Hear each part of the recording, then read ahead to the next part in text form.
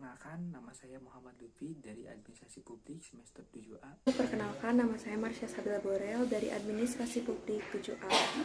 Nama saya Jamelisa Andriani dari Administrasi Publik 7B. Perkenalkan, nama saya Cindy Amelia Puspita dari Administrasi Publik 7B.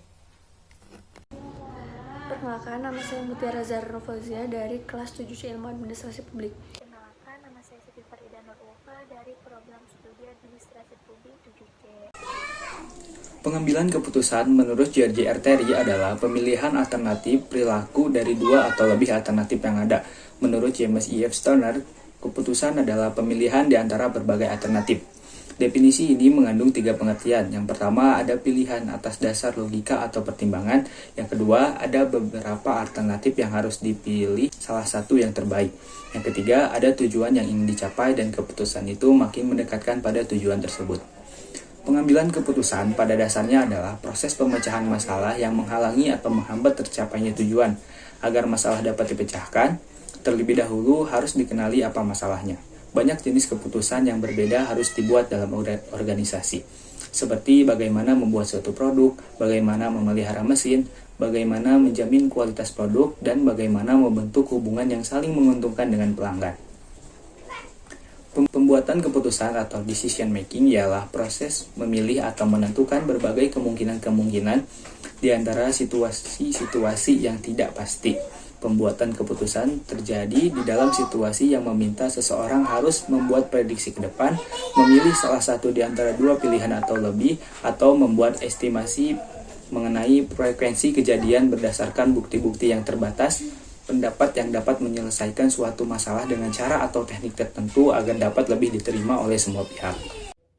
Jenis pengambilan keputusan menurut George R. Terry ada 3, yaitu yang pertama, pengambilan keputusan berdasarkan intuisi, bersifat subjektif, yaitu mudah terkena sugesti, pengaruh luar, dan faktor kejiwaan lain. Sifat subjektif terdapat beberapa keuntungan, yaitu pengambilan keputusan oleh satu pihak sehingga mudah untuk memutuskan, dan keputusan intuitif lebih tepat untuk masalah-masalah yang bersifat kemanusiaan. Yang kedua, pengambilan keputusan rasional. Berkaitan dengan daya guna, masalah yang dihadapi merupakan masalah yang memerlukan pemecahan rasional. Pengambilan keputusan rasional bersifat objektif. Dalam masyarakat, keperluan rasional dapat diukur apabila kepuasan optimal masyarakat dapat terlaksana dalam batas-batas nilai masyarakat yang diakui saat itu. Yang ketiga, pengambilan keputusan berdasarkan fakta. Ada yang berpendapat bahwa sebaiknya pengambilan keputusan didukung oleh sejumlah fakta yang memadai. Perlu dikaitkan dengan istilah data dan informasi. Kumpulan fakta yang telah dikelompokkan secara sistematis dinamakan dengan data, sedangkan informasi adalah hasil dari pengelolaan data. Data harus diolah terlebih dahulu menjadi informasi yang kemudian dijadikan dasar pengambilan keputusan. Menurut George R. Terry, terdapat beberapa faktor yang mempengaruhi pengambilan keputusan. Yang pertama, hal-hal yang berwujud maupun tidak berwujud, yang emosional maupun rasional, perlu diperhitungkan dalam pengambilan keputusan. Yang kedua, setiap keputusan nantinya harus dapat dijadikan bahan untuk menjadi tujuan organisasi. Yang ketiga, setiap keputusan janganlah berorientasi pada kepentingan pribadi, namun perhatikan kepentingan orang lain. Yang keempat, jarang sekali ada satu pilihan yang memuaskan. Yang kelima, pengambilan keputusan merupakan tindakan mental. Dari tindakan mental ini, kemudian harus diubah menjadi tindakan fisik. Keenam, diperlukan pengambilan keputusan yang praktis untuk mendapatkan hasil yang baik. Yang ketujuh, setiap keputusan hendaknya dikembangkan agar dapat diketahui apakah keputusan yang diambil itu betul. Yang kedelapan, setiap keputusan itu merupakan tindakan permulaan dari serangkaian kegiatan berikutnya. Baik, di sini saya akan menjelaskan mengenai gaya pengambilan keputusan. Nah, gaya pengambilan keputusan ini menurut Stein et al. Dalam Wood 2012 menganggap sistem 1 dan sistem 2 sebagai perbedaan individu. Nah, yang membedakan antara individu-individu berdasarkan bagaimana mereka memproses informasi dan membuat keputusan dari waktu ke waktu. Stein et dalam Wood 2012 membahas 2 sistem. Yang pertama, gaya pemikiran intuitif pengalaman, intuitive experiential thinking, yaitu ciri gaya berpikir intuitif adalah pengolahan informasi yang otomatis, cepat, dan berbasis emosi. Gaya berpikir intuitif dikaitkan dengan penggunaan heuristik. Nah, yang kedua, gaya pemikiran analitis rasional, yaitu analytical rational thinking. Jadi, ciri gaya berpikir rasional ialah mengelola informasi analitik dan membandingkan dan tanpa emosi. Jadi, yang pertama menggunakan emosi dan yang kedua tidak. Selanjutnya yaitu kondisi pengambilan keputusan.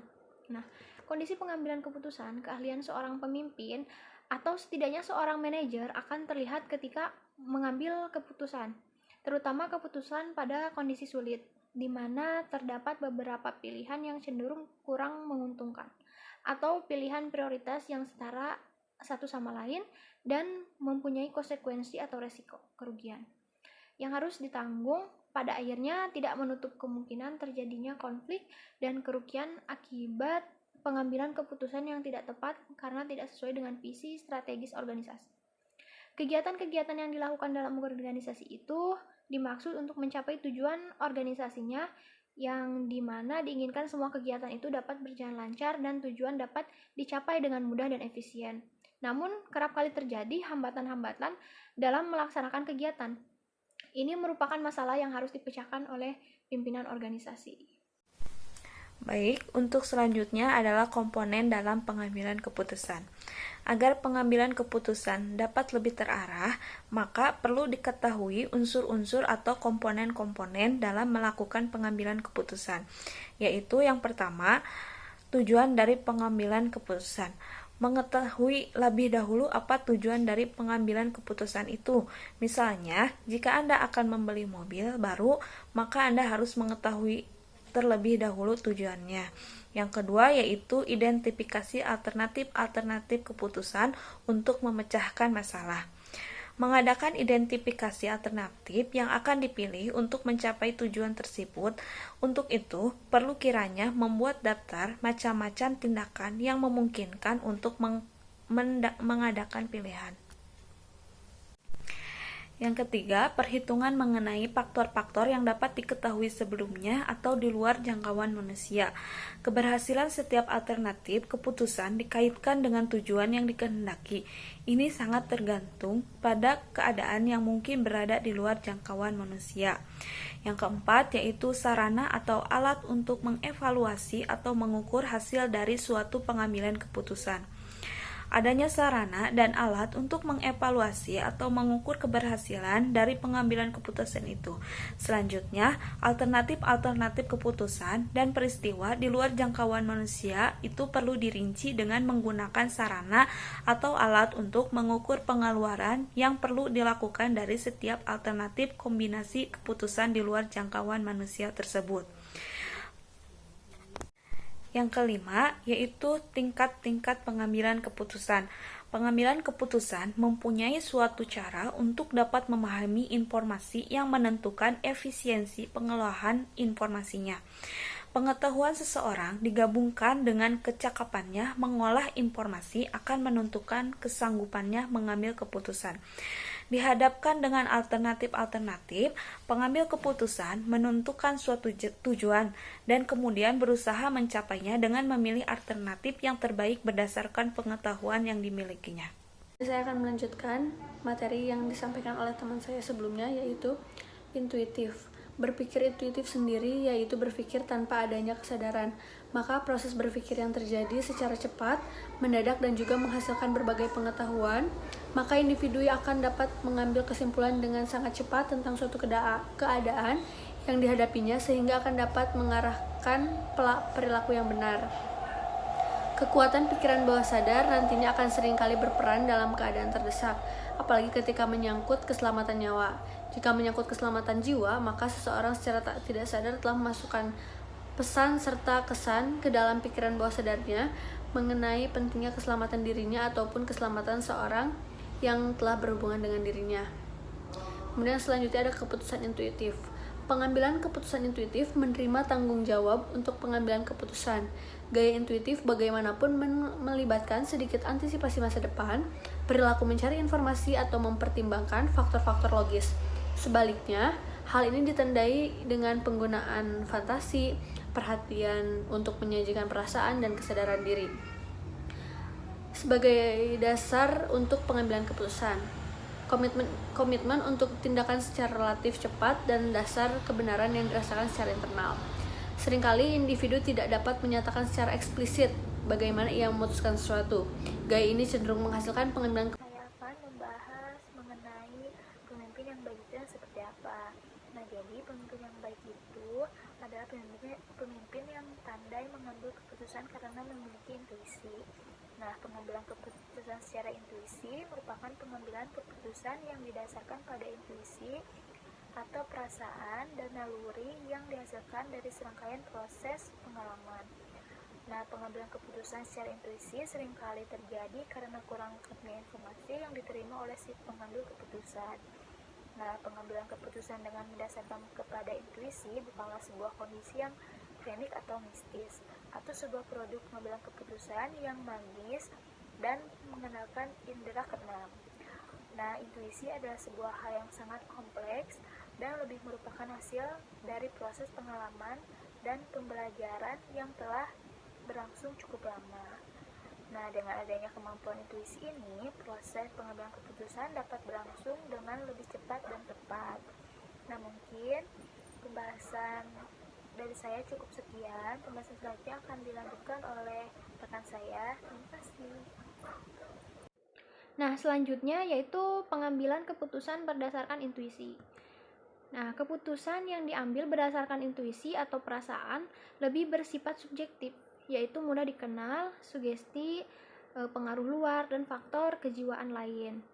Pengambilan keputusan yang berdasarkan intuisi membutuhkan waktu yang singkat untuk masalah-masalah yang dampaknya terbatas. Pada umumnya, pengambilan keputusan yang bersifat intuitif akan memberikan kepuasan.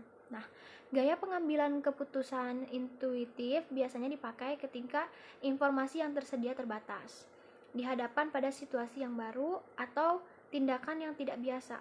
Dalam hal ini, seorang mengambil keputusan berdasarkan pengalaman yang terdahulu. Selanjutnya, pengambilan intuisi ini mengandung unsur keuntungan dan kelemahan, yaitu yang pertama, keuntungan pengambilan intuisi adalah waktu yang digunakan untuk mengambil keputusan relatif lebih pendek. Yang kedua, untuk masalah yang pengaruhnya terbatas, pengambilan keputusan ini akan memberikan kepuasan pada umumnya. Yang ketiga, kemampuan mengambil keputusan dari pengambil keputusan itu sangat berperan, dan itu perlu dimanfaatkan dengan baik. Lalu, untuk kelemahan pengambilan intuisi adalah yang pertama, keputusan yang dihasilkan relatif kurang baik. Yang kedua, sulit mencari alat pembandingnya sehingga sulit diukur kebenaran dan keabsahannya. Dan yang terakhir, dasar-dasar lain dalam pengambilan keputusan seringkali diabaikan. Kemudian, intuisi itu ada 5 faktor ya. Yang pertama itu keputusannya berdasar nilai atau etika. Yang kedua itu keputusan berdasar pengalaman.